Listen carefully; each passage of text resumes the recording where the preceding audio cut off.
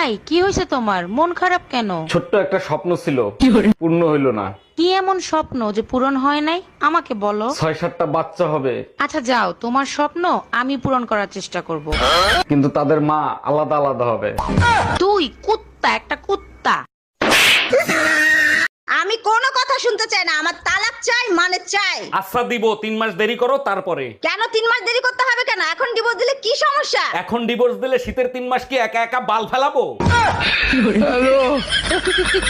আরে ও দাদা, আপনার লুঙ্গির পেছনটা তো ছেঁড়া, জয় বাংলা দেখা যাচ্ছে। লুঙ্গিটা সামনের দিকে একটু ঘুরিয়ে পড়ুন। আচ্ছা দাদা, আপনাকে একটা কথা বলবো। হ্যাঁ বলেন। লুঙ্গির পেছন ছিঁড়া জয় বাংলা দেখা যাচ্ছে, সে তো আমি মারলাম। হ্যাঁ। ঠিক আছে, এবার পেছন ছিঁড়া লুঙ্গি সামনের দিকে ঘুরিয়ে পড়লে তোমার সোনার বাংলা দেখা যাবে।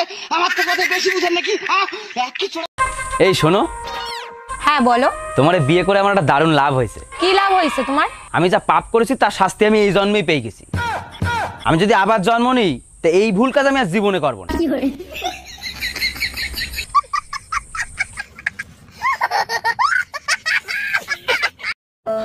হাঁটো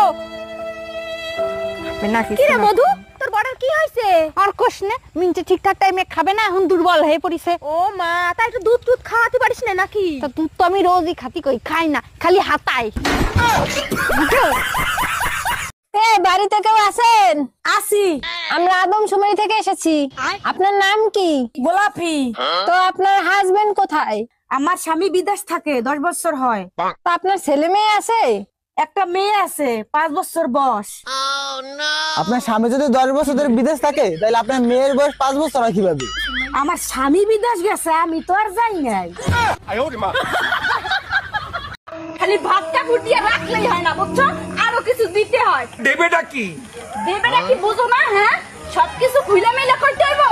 ওইবারে ভাবির কাছে গেছিলাম, ভাবির জামাই দিনেও করে রাত্রেও করে, আর আমার কপালে তো একবারও চলে না। কি কয় কি কি কয়, দিনেও করে রাইতেও করে।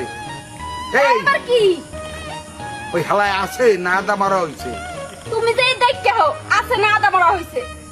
এই এত যদি করে তাই হেলায়। আচ্ছা, কালকে যখন তুমি বাসা আসছো, টুম্পা ভাবিরে ওই সময় বাসা আসতে দেখলাম, কাহিনী কি? কি বলতে চাও তুমি? টুম্পা ভাবির নিয়ে আমি কক্সবাজার গেছি? আমি সে কথা বলি নাই, টুম্পা ভাবির চার্জার নাকি তোমার কাছে, সেটা নিতে আসছিল। তার তো চার্জারই নাই, সে তো সারা রাত আমার চার্জার দিয়ে চার্জ দিছে।